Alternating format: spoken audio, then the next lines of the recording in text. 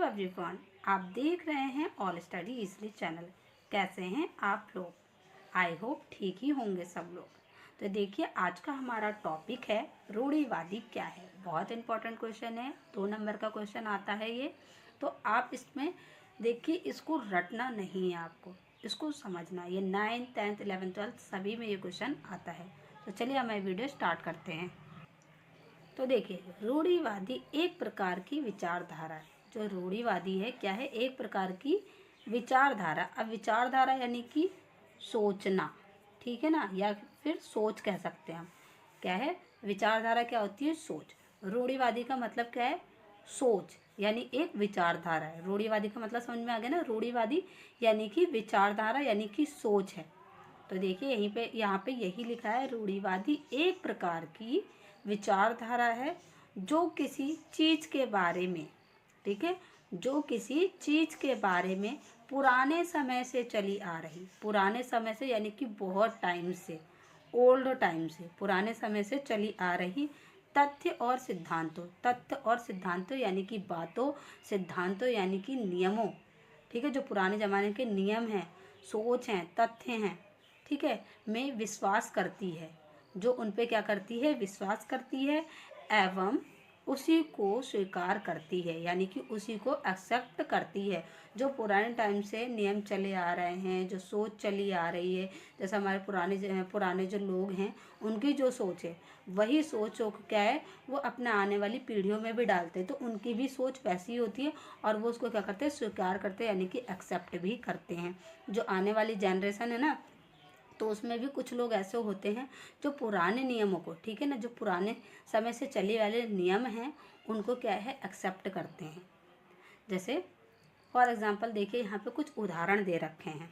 जैसे लड़कियां तो पराए घर का धन है, यानी लड़कियां तो पराई होती हैं, ये तुम्हारा घर नहीं है। जहाँ लड़की जन्म लेती है उसको क्या कहा जाता है? ये तुम्हारा घर नहीं है, तुम पराया धन हो, यानी कि तुम्हें दूसरे के घर जाना, वो तुम्हारा घर होगा।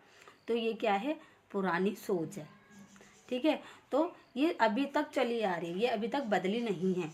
तो ये क्या हो गया? रूढ़िवादी हो गया। रूढ़िवादी यानी कि पुराने समय से, ठीक है, पुराने समय से ये सारे तथ्य और सिद्धांत चले आ रहे हैं, इसी पे सब क्या है? विश्वास करते हैं, इसको एक्सेप्ट भी करते हैं। दूसरा पॉइंट इसमें यह है, जाति के आधार पर भेदभाव करना। देखिए, जाति तो अभी भी है, ठीक है ना, जाति का पहले ये भेदभाव खत्म हुआ था, ना ही अभी खत्म हुआ है। भेदभाव अभी भी लोग जो पुराने ज़माने के छूत मानते हैं, जो नीची जाति के लोग होते हैं उनसे छूत मानते हैं। जैसे जो थोड़ा ऊंची कास्ट के होते हैं, हम किसी का यहाँ पे नाम नहीं लेंगे, ठीक है, तो वो लोग क्या है? छोटी जाति वालों से भेदभाव मानते हैं, जो ऊंची जाति के लोग होते हैं। तो ये अभी भी ख़त्म नहीं हुआ है, ठीक है।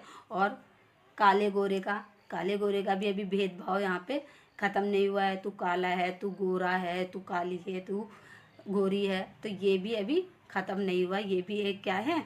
रूढ़िवादी का ही एक पार्ट है, ठीक है। अब तीसरा है इसमें पॉइंट, लड़की होगी तो उसको क्या है? शादी में दहेज देना होगा। अगर लड़की होती है, कहीं कहीं पे आपने देखा होगा कि लड़की होती है तो लोगों का मुंह क्या है? एकदम छोटा सा हो जाता है, उदास हो जाता है, अरे लड़की हुई है। अब लड़की हुई है तो उसे क्या है? दहेज देना होगा, ठीक है।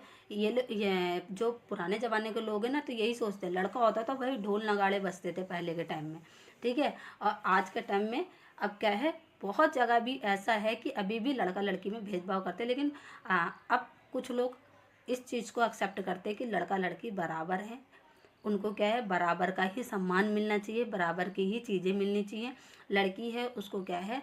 पढ़ाओ, जैसे लड़के को काबिल बनाया जाता है कि हाँ आप बड़े हो, क्या आपको घर गृहस्थी चलानी है, अच्छे से पढ़ा लिखा देते हैं, वैसे ही लड़की की भी पढ़ाई में कोई कमी नहीं करनी चाहिए। लड़का लड़की समान ही है।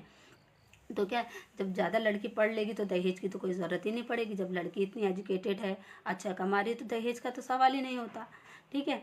तो दूसरा पॉइंट ये हो गया। अब चौथा पॉइंट ये है, लड़कों को पढ़ाते हैं और लड़कियों को क्या है? घर में रखते हैं। घर में रखते हैं यानी कि घर का चौका बर्तन करना सिखाते हैं, घर की गृहस्थी संभालना सिखाते हैं, ठीक है। लड़कों को पढ़ा देते, लड़की को ज़्यादा से ज़्यादा क्या करते हैं? 12 तक पढ़ा देते, फिर स्टॉप कर देते कि तुम्हें पराए घर जाना है, तुम्हें वहाँ का घर वर संभालना है।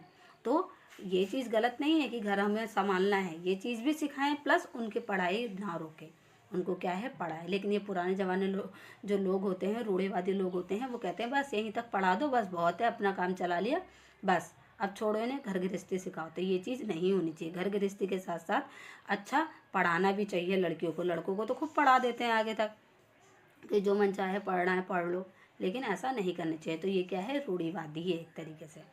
ओके, तो आई होप इसमें आपको समझ में आ रहा होगा क्या होता है रूढ़िवादी लोग। जो पुराने ज़माने के लोग हैं वो क्या है, अपने विचारों को वहीं तक सीमित रखते हैं, वो आगे का कुछ सोच ही नहीं सकते हैं। ठीक है, यानी कि उनकी सोच वहीं पे आके अटक गई है कि हम पुराने जो हमारे नियम हैं हम उसी के हिसाब से चलेंगे, और हमारी जो आने वाली पीढ़ी है, जनरेशन है, उसको भी हम यही सारे नियम फॉलो करने को कहेंगे। तो कुछ उसमें ऐसे लोग होते हैं जो पुराने नियम ही फॉलो करते हैं, बट ऐसा नहीं होना चाहिए। समय के हिसाब से चीज़ें बदलती है, समय के हिसाब से हमें क्या है, अपने विचार भी बदलने चाहिए, यानी कि अपनी सोच भी बदलनी चाहिए। ओके, अब आगे देखिए विशेषताएं इसमें क्या हैं। देखिए, रूढ़िवादी विचारधारा के लोग तीव्र परिवर्तन का विरोध करते हैं। जो रूढ़िवादी के लोग होते हैं वो तीव्र परिवर्तन का क्या करते हैं, विरोध करते हैं। जैसे नए नए नियम आते हैं ना, तो उनको क्या है, फॉलो नहीं करना। ठीक है, जैसे बेटी बचाओ बेटी पढ़ाओ, तो बहुत से लोग अभी क्या है, अभी भी इस चीज़ से जागरूक नहीं हुए हैं। वो अभी भी लड़कियों को क्या है, पढ़ाई लिखाई से रोकते हैं। वो सिर्फ उनको अपने काम भर का ही पढ़ना लिखना सिखा देंगे कि हाँ तुम्हें पढ़ना लिखना आ गया, फॉर्म देख लिया तुमने, बस इतना ही। तो वो लोग क्या, तीव्र परिवर्तन का विरोध करते हैं।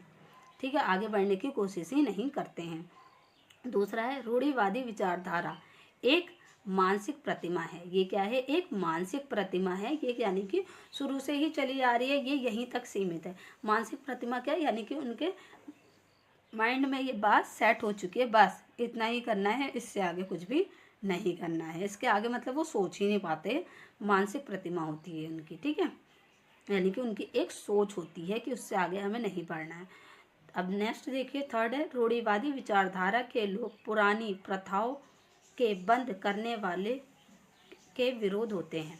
जो रूढ़िवादी लोग होते हैं वो क्या है, पुरानी प्रथाओं को बंद करने के क्या है, उसके विरुद्ध होते हैं। ठीक है, यहाँ पे थोड़ा ऊपर नीचे हो गया। जो रूढ़िवादी लोग होते हैं वो पुरानी प्रथाओं को क्या है, बंद करने के विरुद्ध होते हैं कि ये जो पुराने नियम थे उनको बंद ना किया जाए, उनको रहने दे। जो नए नियम हैं उनको भले ही बंद कर दो, लेकिन पुराने नियम बहुत अच्छे थे। तो ये होता है रूढ़िवादी लोग, ये होती है रूढ़िवादी। तो आई होप आपको समझ में आया होगा रूढ़िवादी क्या है। अगर समझ में आया तो प्लीज़ हमारे चैनल को सब्सक्राइब करें, वीडियो को लाइक करें, कमेंट्स करें, और ज़्यादा से ज़्यादा लोगों में शेयर करें, और बेल आइकन दबाएं ज़रूर कि आने वाली वीडियोस का आपको नोटिफिकेशन मिल सके। मिलते हैं अब हम नेक्स्ट वीडियो में एक नए टॉपिक के साथ। धन्यवाद।